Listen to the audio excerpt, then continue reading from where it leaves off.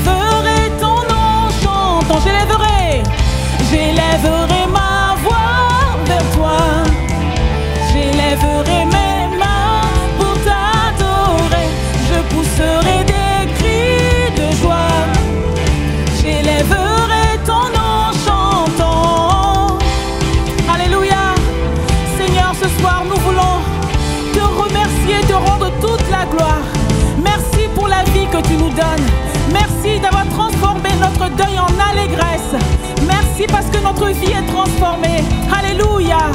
Quelle grâce, quelle joie de t'appartenir. Tu es notre Dieu, notre Sauveur, notre Papa du ciel. Nous sommes heureux, Seigneur, ce soir encore. Alléluia. Reçois notre louange, notre reconnaissance. J'élèverai ma voix vers toi. J'élèverai mes mains pour t'adorer. Je pousserai des cris de joie. J'élèverai ton nom chantant. Oh oh oh oh oh oh oh oh oh oh.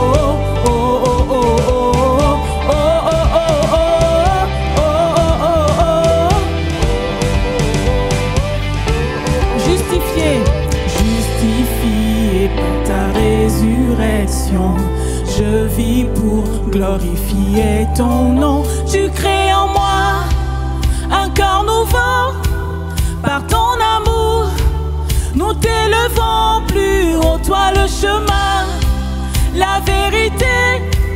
Tu es la vie, ô Dieu de l'infini. Tu crées en moi un cœur nouveau par ton amour.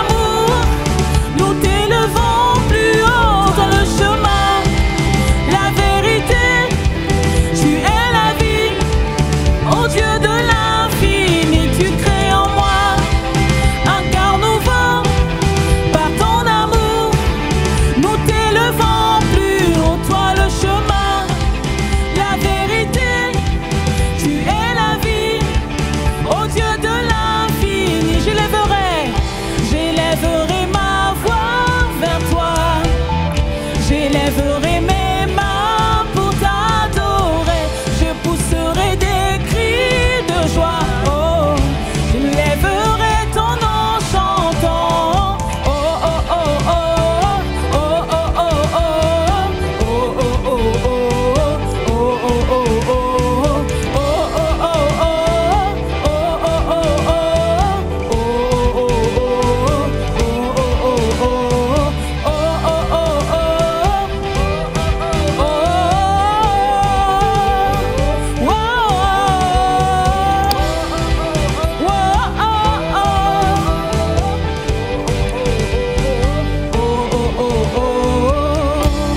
Alléluia. Merci Seigneur. Amen. Amen. Voilà, bonjour chers frères et sœurs, quelle joie de nous retrouver pour cette vidéo. C'est avec une grande joie que j'ai répondu à l'appel de notre frère du pasteur Pierre, avec une grande joie que je participe à ces capsules vidéo pour exhorter, pour encourager le peuple de Dieu aussi à Limoges. Et je vous passe évidemment les salutations de l'Assemblée de Dieu de Saint-Junien que vous connaissez pour beaucoup très très bien. Nous vous embrassons fraternellement et nous sommes dans la joie vraiment de pouvoir échanger de cette façon-là, même si ça reste, je dirais, un petit peu virtuel, hein. On est quand même heureux de se retrouver. Voilà, sans plus tarder, je voudrais entrer dans cette exhortation, ce message, et qui a pour titre, et le titre que j'ai donné, c'est libéré de l'accusation. Nous savons que Jésus libère, et gloire à Dieu, il libère, mais j'aimerais parler plus précisément de l'accusation, et pour cela, je vous prendrai une histoire dans le Nouveau Testament. Vous savez que le Nouveau Testament nous raconte l'histoire de Jésus, et parmi ces histoires, il y a cette rencontre avec une femme que nous appelons depuis plus de 2000 ans la femme adultère. Le récit nous raconte comment Jésus va agir dans sa bonté en faveur de cette femme, lui épargnant le pire, c'est-à-dire la mort par lapidation. Mais j'aimerais attirer votre attention sur le fait que malgré que Jésus soit intervenu dans la vie de cette femme, 2000 ans plus tard, aujourd'hui encore, nous l'appelons trop souvent la femme adultère.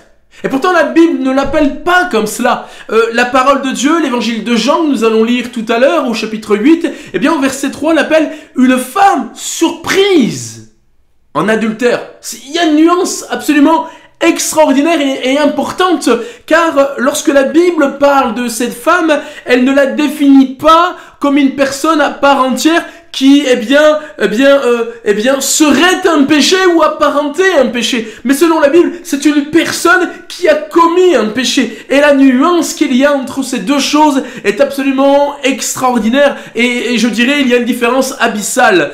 Parce que lorsque l'on appelle cette femme la femme adultère, on met de côté tout ce qu'elle est, sa personnalité, sa vie familiale, ses enfants, ce qu'elle représente pour ses parents et tout cela. On prend tout cela de côté et on dit cette femme n'est qu'une chose, elle est adultère. Or, il est évident que pour Dieu, que pour Jésus, cette femme est bien plus que cela. Avant de me convertir, j'étais un vrai mythomane. C'est simple, je mentais tout le temps. C'est-à-dire que je me racontais des films à moi-même et j'en faisais profiter les autres. Et je ne pouvais pas m'empêcher d'embellir, entre guillemets, ma vie. Aujourd'hui, je suis au Seigneur, je me suis converti et j'ai un désir brûlant en moi de marcher dans la vérité puisque j'ai rencontré la vérité. Et je serais absolument, formidablement triste, meurtri dans mon cœur si on m'appelait aujourd'hui le menteur, ou pire encore, on m'appelle le pasteur menteur. Ce serait terrible pour moi et je peux vous dire que je souffrirais terriblement de cela. Je crois que réduire une personne à son péché, c'est le travail de l'accusateur. Es-tu encore aujourd'hui accusé dans ton cœur, dans ta conscience, par ton entourage, par des personnes qui t'ont fréquenté dans ton passé? Si tel est ton cas, je connais personne mieux que Jésus pour te libérer. Alors on va faire cette lecture dans Jean chapitre 8 et on lira du verset 1 à 11. Voici ce qu'il est écrit, je répète, Jean chapitre 8, versets 1 à 11. Jésus se rendit à la montagne des Oliviers, mais dès le matin, il alla de nouveau dans le temple et tout le peuple vint à lui. S'étant assis, il les enseignait. Alors les scribes et les pharisiens amenèrent une femme surprise en adultère et, la plaçant au milieu du peuple, ils dirent à Jésus, « Maître, cette femme a été surprise en flagrant délit d'adultère. Moïse dans la loi nous a ordonné de lapider de telles femmes. Toi donc, que dis-tu » Il disait cela pour l'éprouver afin de pouvoir l'accuser. Mais Jésus s'étant baissé écrivait avec le doigt sur la terre. Comme il continuait à l'interroger, il se releva et leur dit « Que celui de vous qui est sans péché jette le premier la pierre contre elle. » Et s'étant de nouveau baissé, il écrivait sur la terre. Quand ils entendirent cela, accusés par leur conscience, ils se retirèrent un à un, depuis les plus âgés jusqu'au dernier. Et Jésus resta seul avec la femme qui était là au milieu. Alors s'étant relevé, ne voyant plus que la femme, Jésus lui dit, « Femme, où sont ceux qui t'accusaient? Personne ne t'a-t-il condamné ?» Elle répondit, « Non, Seigneur. » Et Jésus lui dit, « Je ne te condamne pas non plus. Va et ne pêche plus. » Mes amis, sachez que l'adversaire attend une occasion favorable pour nous accuser. Car l'accusation est sans doute son arme favorite et malheureusement très certainement la plus efficace. Et la raison pour laquelle je suis contraint d'avouer que cette arme est efficace est qu'elle fait des ravages dans le cœur des hommes et des femmes et même des chrétiens. Et même des chrétiens. Ce n'est certainement pas pour mettre notre ennemi en avant, mais pour prévenir que parfois, j'ai vu même des chrétiens qui avaient pourtant été purifiés, lavés, justifiés, transformés, dont les vies étaient réglées devant Dieu, sombrer un jour, dans les méandres de la culpabilité, provoquant des doutes, provoquant des questions et toutes sortes de choses. La Bible dit, en Apocalypse 12:10, il a été précipité, l'accusateur de nos frères, qui les accusait devant notre Dieu jour et nuit. Il accuse même les enfants de Dieu tous les jours, encore et encore depuis le commencement. Et parfois, il parvint à trouver malheureusement des failles dans nos vies, dans notre foi, dans nos convictions. Et il commence son œuvre, et le mot est lâché, satanique. Le mot accusateur en hébreu, il se traduit tout simplement par Satan. Il n'y a pas une œuvre plus satanique que celle-là. Et nous devons veiller sur nos cœurs, car l'ennemi ne sort pas cette arme sur commande. Il attend le bon moment, il attend le moment opportun, le moment favorable. Voyez-vous, les accusateurs de cette femme auraient pu emmener cette femme devant Jésus depuis bien longtemps. Ce que je veux dire, c'est que très certainement, je pense qu'ils savaient déjà que cette femme était adultère. Et lorsqu'il l'emmène auprès de Jésus, c'est d'abord pour mettre Jésus à l'épreuve. Et tiens, c'est écrit, c'était pour accuser Jésus.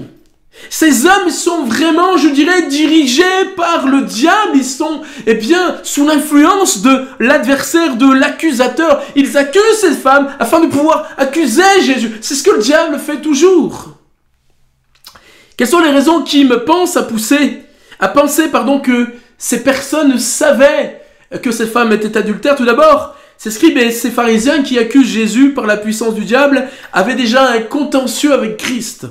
En effet, un jour et même un chapitre avant ce que nous venons de lire, ils avaient envoyé des huissiers, c'est-à-dire des gardes, pour arrêter Jésus. Et quand ces huissiers vont arriver, Jésus est en train de proclamer l'évangile, Jésus est en train de prêcher avec puissance. Ce qui va se passer, c'est qu'ils vont être touchés. Ils vont être touchés dans leur cœur et ils vont revenir sans avoir arrêté Jésus.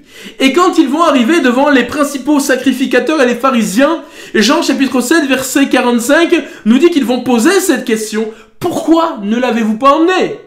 Les huissiers répondirent: « Jamais homme n'a parlé comme cet homme. » Alors les pharisiens et sacrificateurs sont tout retournés. Ils ont été désarmés. Ils ont été, je dirais, complètement surpris par Jésus-Christ, alors que ils étaient des commanditaires, ils essayaient d'agir à distance. Alors forcément, ils vont réfléchir à un piège afin de discréditer Jésus. Ils voulaient prouver que Jésus n'est pas le Messie. Ils voulaient prouver et démontrer que Jésus était un séducteur, car il disait ceci. Jean chapitre 7 verset 47. Les pharisiens répliquèrent donc aux huissiers: « Est-ce que vous aussi vous avez été séduits? Y a-t-il quelqu'un des chefs ou des pharisiens qui ait cru en lui?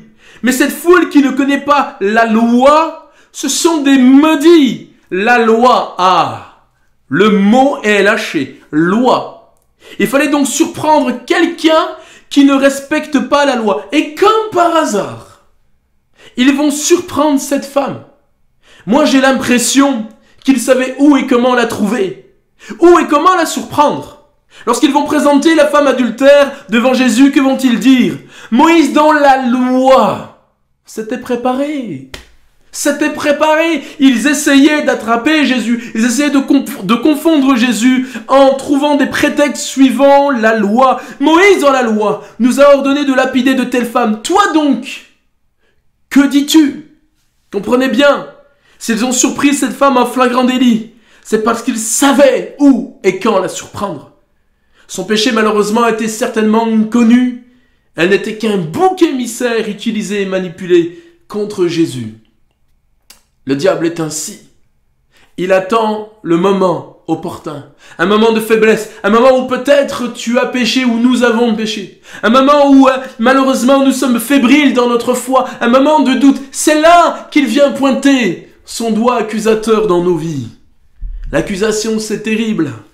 Le diable n'a pas d'autre ambition que de détruire des vies, que de détruire des couples, détruire des familles, détruire des ministères et de détruire des églises lorsqu'il utilise l'arme de l'accusation. Et que ce soit pour quelque chose dont nous sommes vraiment coupables ou non. Mais si nous sommes coupables, surtout, n'attendons pas pour régler notre situation aux pieds de Jésus. Faisons-le tout de suite. N'attendons pas qu'il y a un péché qui soit là dans notre vie. Mieux vaut demander pardon au Seigneur Jésus. Mieux vaut demander pardon à ceux contre qui nous avons péché. Même si cela nous conduit à nous humilier ou à la justice des hommes. Peu importe. Parce qu'un jour, malheureusement, le diable se servira de cela pour nous accuser. Vous savez pourquoi ceux qui accusaient cette femme auprès de Jésus n'avaient aucune chance de piéger Jésus? Pour la simple et bonne raison qu'ils étaient eux aussi victimes de l'accusateur. Après que Jésus les reprenne, il est écrit ceci, nous l'avons lu au verset 9, quand ils entendirent cela, accusés par leur conscience, ils se retirèrent un à un depuis les plus âgés jusqu'au dernier. Ils étaient accusés dans leur conscience. Et à votre avis, qui faisait ce travail dans leur conscience? Ce n'est pas Jésus, il n'est pas l'accusateur, mais c'est le diable. Et s'ils n'avaient aucune chance face à Jésus, c'est parce que justement ils ont essayé d'accuser celui contre qui aucune accusation ne peut tenir. Parce qu'il est innocent, parce qu'il est saint, parce qu'il est parfait, parce que la Bible nous dit qu'il n'a jamais commis aucun péché, alors que nous sommes pécheurs. Vous savez, avant de reprocher quoi que ce soit à quelqu'un, il faut, je pense que c'est mieux d'abord de regarder dans son cœur. Parce que la Bible dit tous ont péché et sont privés de la gloire de Dieu. Il y a forcément quelque chose que l'accusateur pourrait utiliser contre nous. Le plus terrible effet de l'accusation, ça reste quand même la culpabilité. Ok, si j'ai causé un tort, si j'ai péché, si j'ai fait du mal, c'est quand même normal de se sentir coupable, mais si ce n'est pas le cas. Le diable, c'est celui qui accuse même les innocents. Jésus, qui est innocent, qui n'a jamais commis de péché, a été accusé. C'est pourquoi il a été à la croix. À tort, certes, mais ça n'a pas empêché le diable de l'accuser de toutes sortes de choses. Et si le diable n'a pas réussi à faire naître un sentiment de culpabilité dans le cœur de Jésus, malheureusement, parfois dans nos cœurs, même parfois souvent, il y parvient. Par exemple, le diable y est parvenu dans le cœur de David, en utilisant un instrument nommé Shimei. Shimei était un benjamite, fils de Guéra de la maison de Saül, c'est-à-dire de la famille de Saül. Et pour vous resituer le contexte de cette histoire, nous sommes dans l'Ancien Testament, à une époque où Saül avait été un roi rejeté par Dieu, parce que il se moquait de Dieu, il n'obéissait pas à Dieu, il n'avait que faire de la volonté de Dieu. Alors Dieu va choisir un autre roi, cet autre roi ne sera autre que David. Et cela va générer de la jalousie dans le cœur de Saül et même des envies de meurtre. Et pendant des années, Saül va poursuivre David afin de le tuer. Mais un jour, les Philistins, le véritable ennemi du peuple de Dieu, va commencer à se lever contre le peuple de Dieu pour lui faire la guerre. Et à ce moment-là, Saül va emmener le peuple combattre. Et c'est dans cette bataille que Saül trouvera la mort, parce que ne voulant pas tomber entre les mains des Philistins, il va vouloir se suicider. Et il terminera sa vie comme ça. Mais pour Chiméi, eh bien, c'est pas important la manière dont Saül est mort. Ce qui est important, c'est qu'il faut accuser David. Alors il va commencer à reprocher à David la mort de Saül, disant des choses horrible. La Bible dit que, eh bien, en plus, il faut que vous compreniez que David était dans un moment difficile, puisque son propre fils Absalom avait mené un putsch, une mutinerie contre lui. Alors, David était en fuite parce que Absalom était en position de force à ce moment-là, et là, il rentre dans un village qui s'appelle Bachurim, et voici, nous dit 2 Samuel, chapitre 16, au verset 5, il sortit de là un homme de la famille et de la maison de Saül, nommé Chiméi, fils de Gera. Il s'avança, en prononçant des malédictions. Il jeta des pierres à David et à tous les serviteurs du roi David, tandis que tout le peuple et tous les hommes vaillants étaient à la droite et à la gauche du roi. Chiméi parlait ainsi en le maudissant. Va-t'en, homme de sang, méchant homme. L'Éternel fait retomber sur toi tout le sang de la maison de Saül, dont tu occupais le trône. Et l'Éternel a livré le royaume entre les mains d'Absalom, ton fils. Et te voilà malheureux comme tu le mérites, car tu es un homme de sang. Voyez-vous, dans l'accusation de Chiméi, il y a une partie de mensonge totale et terrible. Lorsqu'il prétend que Dieu fait retomber, eh bien, le sang de la maison de Saül sur David, c'est faux. Mais lorsque Chiméi dit que David est un homme de sang, pourquoi? Parce que la Bible dit dans 1 Chronique 28:3, tu ne bâtiras pas une maison, c'est Dieu qui parle à David. Tu ne bâtiras pas une maison à mon nom, car tu es un homme de guerre et tu as versé du sang.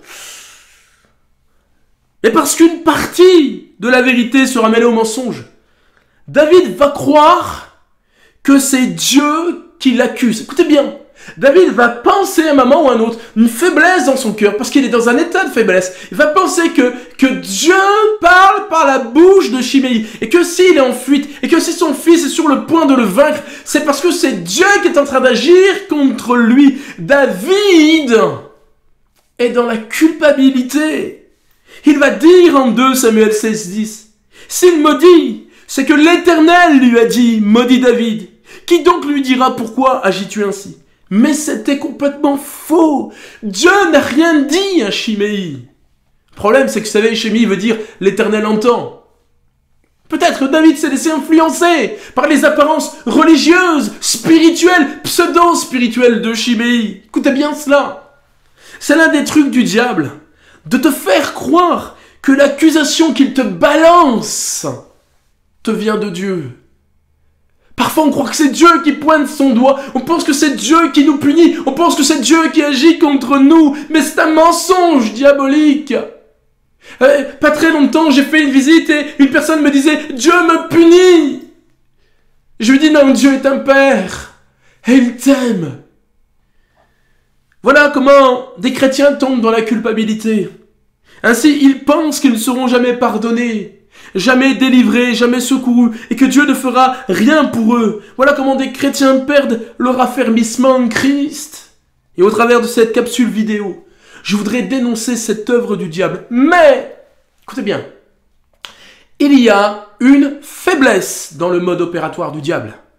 Et cette faiblesse, c'est qu'il ne peut pas s'empêcher de nous accuser auprès de Dieu. Ces hommes qui accusaient cette femme d'avoir commis un adultère et qui l'avaient surpris en flagrant délit, vont emmener cette femme auprès de Jésus, c'est-à-dire auprès de celui qui est venu pour délivrer son peuple de ses péchés. Le rôle de Jésus, c'était de libérer cette femme. Et ces hommes emmènent cette femme auprès de celui qui a le pouvoir de la libérer. Quelqu'un disait, le diable fait une œuvre qui le trompe. Vous savez pourquoi ils l'ont amené à Jésus? Vous savez pourquoi le diable vous accuse devant Dieu? C'est parce qu'il est toujours convaincu qu'il va gagner. Et d'une certaine façon, il fait comme ces hommes. Il vient accuser Dieu aussi. Il vient accuser Dieu d'être injuste. En disant, moi tu m'as rejeté. Et oh, regarde-les, ce qu'ils font. Regarde ce qu'ils font. Oh, ils sont vilains, ils sont pécheurs. Tu es injuste. Il vient accuser Dieu. Mais c'est une erreur de faire cela. Il est convaincu que Dieu va dire, oh là là, où tu as raison, ou oh là là, qu'est-ce que j'ai fait, je me suis trompé. Bon bah écoute, je vais effacer son nom dans le livre de vie. Il se trompe. À chaque fois, les choses ne se passent pas comme il l'espérait, gloire à Dieu. À chaque fois que le chrétien est accusé, que son cœur est repentant, à chaque fois qu'il reconnaît son péché, Dieu délivre le pécheur comme Christ a délivré cette femme de l'accusation des pharisiens. Son arme la plus efficace, Jésus l'a brisée, Jésus l'a dominée, il l'a vaincue, car lorsque lui a été accusé, même Pilate a dit, mais quel mal a-t-il fait? Écoutez ce verset, et peut-être commençons par le comprendre à sa juste valeur, car il déclare ceci, Romains 8:1, il n'y a donc maintenant aucune condamnation pour ceux qui sont en Jésus-Christ. Alors le diable peut t'accuser tant qu'il le veut, tu ne seras jamais condamné si tu demeures en Jésus. Jésus va dire à cette femme, et nous l'avons lu, je le relis, verset 10. Alors s'étant relevé, ne voyant plus que la femme, Jésus lui dit, femme, où sont ceux qui t'accusaient? Personne ne t'a-t-il condamné? Elle répondit, non, Seigneur. Et Jésus lui dit, je ne te condamne pas non plus, va et ne pêche plus. Il y a de grandes différences entre la prédication du diable et la prédication de Jésus. Dans celle du diable, vous êtes coupable, désigné d'office, et de suite la sentence s'est prononcée, l'enfer et le feu éternel.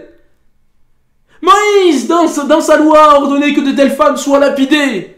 Mais dans la prédication de Jésus, il est dit, je ne te condamne pas non plus. Si bien que le message de Jésus ne culpabilise pas, mais il libère. Non, Jésus ne nous fait pas passer pour des anges non plus. Il ne dit pas, t'as rien à te reprocher. Il va dire à cette femme, va et ne pêche plus, reconnaissant l'état de pécheresse de cette femme. Mais il ne lui dit pas, tu es une adultère. Comme il ne nous dit pas, comme il ne m'a pas dit, tu es un menteur. Comme il ne dit pas, tu es un voleur. Comme il ne dit pas, tu es un méchant. Jésus ne dit pas cela. Il dit, tu es un pécheur et tu as besoin d'être libéré de ton péché. Et la nuance est absolument extraordinaire. Le message de Jésus est libérateur. Et ce soir, il veut te libérer du poids de l'accusation. Lorsque le diable t'accuse devant Dieu, n'oublie pas qui est celui qui te défend. Et la Bible dit et déclare dans 1 Jean, chapitre 2 et au verset 1, « Je vous écris ces choses, mes petits enfants, afin que vous ne péchiez point. Et si quelqu'un a péché, nous avons un avocat auprès du Père, Jésus-Christ, le juste. » Alléluia. C'est extraordinaire. C'est extraordinaire. Si j'ai péché, et croyez-moi, le pasteur que je suis, eh bien, commet des péchés, mais je peux venir à Jésus-Christ et lui demander pardon, et l'accusateur a perdu. Et l'accusateur s'enfuit, parce que Jésus me lave, parce qu'il me purifie, parce qu'il me sanctifie, parce qu'il me libère, oh gloire à Dieu. C'est comme ça qu'un chrétien doit vivre, j'en suis convaincu. Ne pas en disant, j'ai pas besoin, j'ai plus besoin de me repentir, mais étant toujours dans la repentance auprès de Jésus, Seigneur, libère-moi. C'est comme ça qu'on doit vivre nos vies. La raison pour laquelle Jésus te libère de la culpabilité et du pouvoir de l'accusateur, j'en ai parlé, mais je reviens dessus pour conclure. C'est simplement parce que Jésus a vaincu l'accusation. Jésus lui-même a été accusé. On disait de lui qu'il divisait le peuple, qu'il prétendait être le roi des Juifs, si bien que ce fut la raison même de son accusation et de sa condamnation. La Bible dit dans Matthieu 27, 37, pour indiquer le sujet de sa condamnation, on écrivit au-dessus de sa tête, celui-ci est Jésus le roi des Juifs. Mais même là, Jésus a vaincu l'accusateur, parce que celui qui était, son juge, Pilate, dira lui-même ceci.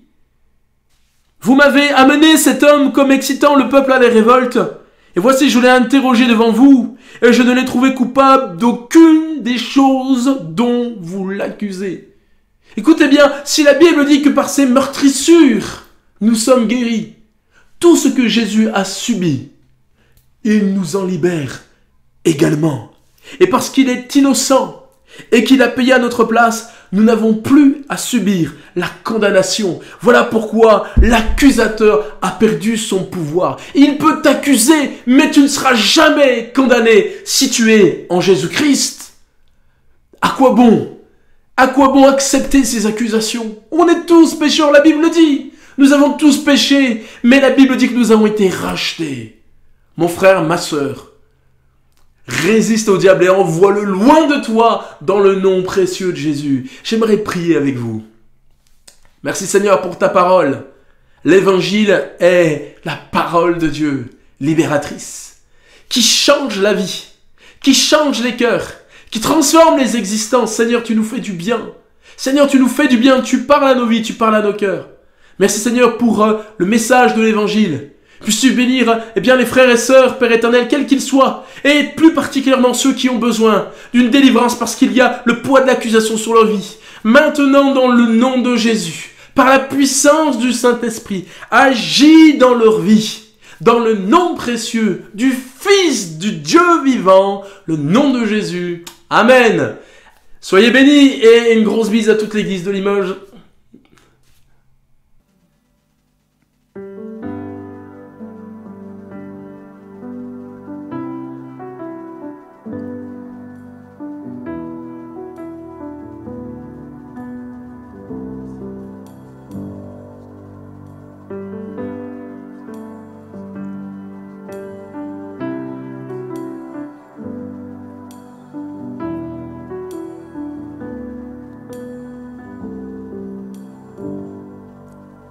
Que le roi de mon cœur soit la montagne où je cours, la fontaine où je bois, oh il est mon chant.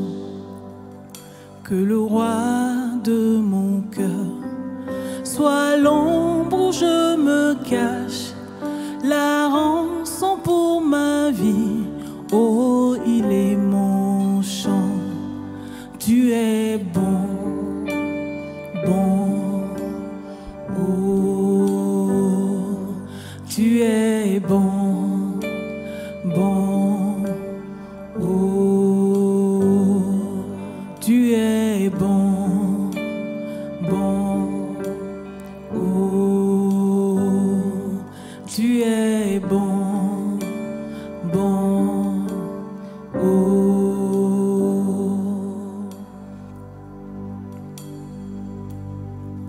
Que le roi de mon cœur soit le vent dans mes voiles et l'encre dans mes vagues, oh il est mon chant.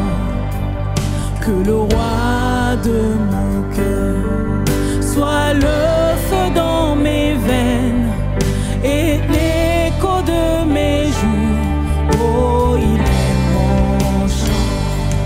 Tu es bon, bon, oh, tu es bon, bon, oh, tu es bon, bon, oh, tu es bon, bon, oh.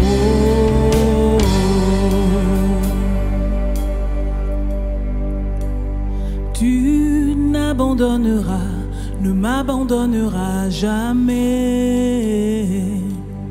Tu n'abandonneras, ne m'abandonneras jamais. Tu n'abandonneras, ne m'abandonneras jamais. Tu n'abandonneras, ne m'abandonneras jamais.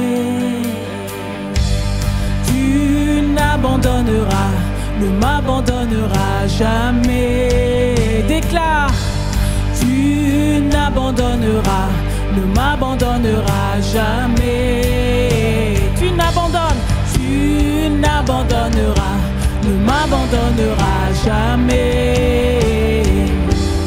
Tu n'abandonneras, ne m'abandonneras jamais. Tu es bon, bon, oh, tu es bon, bon, oh, tu es bon, bon, oh, tu es bon, bon, oh.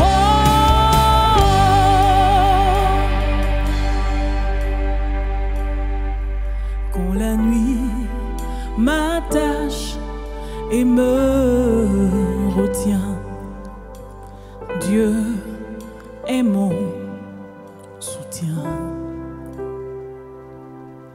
Et quand la nuit m'attache et me retient, Dieu est mon soutien.